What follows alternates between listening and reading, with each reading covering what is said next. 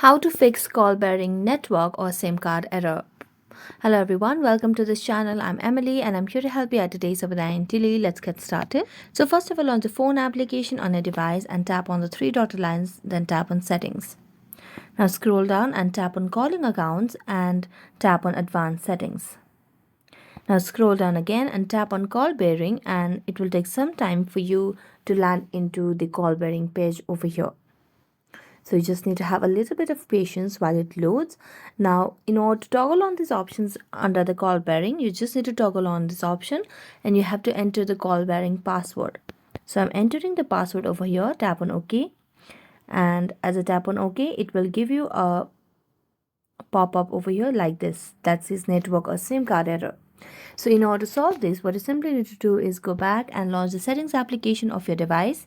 Tap on SIM cards and mobile networks and then tap on a SIM card.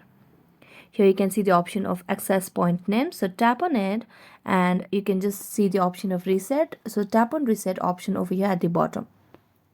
Next, tap on the preferred network type and then first you can select preferred 3G and then tap on preferred network type again and tap on prefer LTE.